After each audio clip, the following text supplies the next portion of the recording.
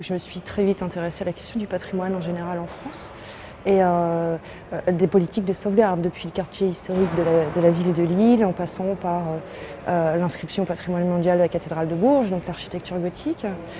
Étant issue de la région Nord-Pas-de-Calais, je pense qu'il y a quand même eu une fibre inhérente à mes origines sur l'architecture industrielle et les paysages industriels. Et voilà, j'ai eu la chance d'arriver sur un projet de candidature qui me permettait d'associer voilà, un label prestigieux patrimonial et mon goût pour l'architecture industrielle et le patrimoine industriel et ma région.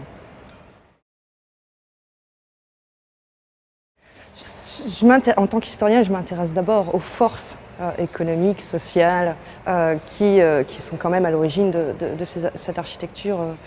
Bien évidemment, toutes ces forces externes ou culturelles se traduisent dans l'architecture industrielle. Donc c'est d'abord ces forces-là et ces mouvements économiques, sociaux, etc.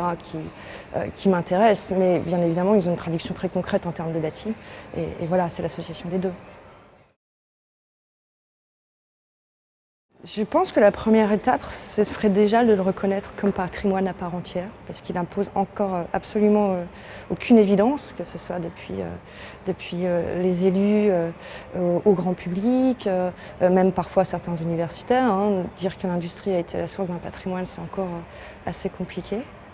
Donc je crois que déjà la première étape, c'est de faire comprendre que ce patrimoine est un patrimoine à part entière, au même titre que les cathédrales, les châteaux forts ou peut-être plus classiques.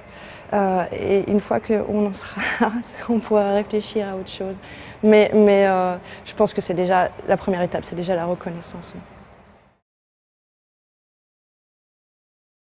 Alors moi je suis issue d'un territoire, et notamment en travaillant sur le bassin minier Nord-Pas-de-Calais, où quand même l'essentiel des vestiges qui restent sur le territoire, notamment les vestiges techniques, les fosses d'extraction ou même les chevalements, ont été sauvegardés par la volonté d'élus.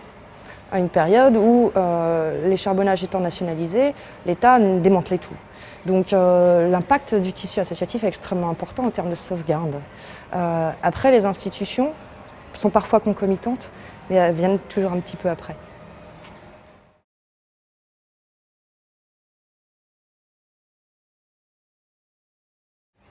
Je ne suis pas sûre que ce soit peut-être, mais je ne suis pas sûre que ce soit l'argument principal, cette histoire de technique.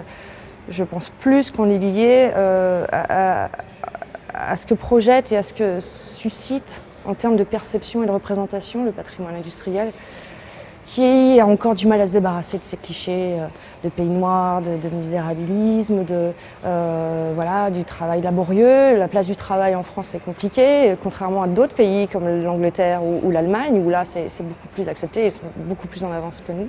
L'Allemagne a commencé à sauvegarder ses bâtiments industriels, elle a commencé par des cheminées, des choses comme ça, dans les années 30. L'Angleterre, qui peut se targuer d'être le pionnier de la révolution industrielle, voilà, met en avant ce type de patrimoine. D'ailleurs, dans le cadre des inscriptions au patrimoine mondial, ils ont dû freiner puisque l'essentiel des sites étaient des sites de patrimoine industriel et que là, ils reviennent un petit peu aux cathédrales ou des choses comme ça. Mais bien évidemment, ils ont été moteurs et là-dessus, nous, on essaie d'être un petit peu plus tardif.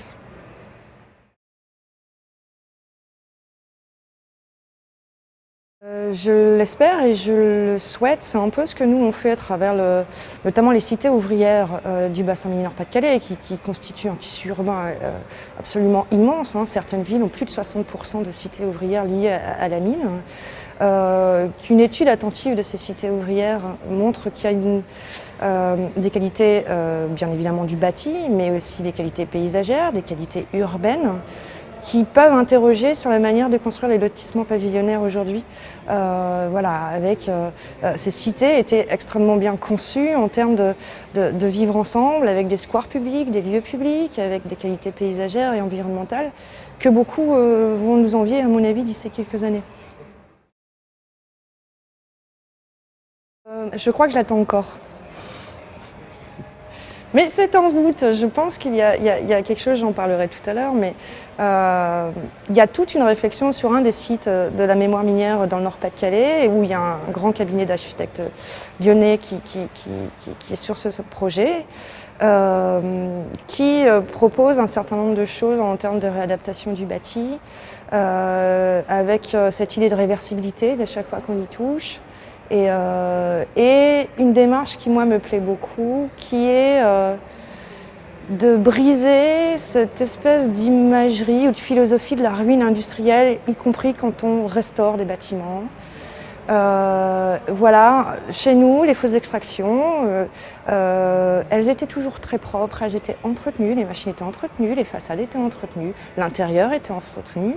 Et ce qui l'a dégradé, c'est l'abandon, c'est les fuites d'eau, c'est les pigeons, c'est des choses comme ça. Et donc, il y a une approche qui est proposée aujourd'hui de refaire comme à l'origine, avec des enduits parfaits, en gardant les carrelages, mais en les restaurant. Enfin voilà, il y a un peu ce qui me gêne en général, c'est cette philosophie de la ruine industrielle.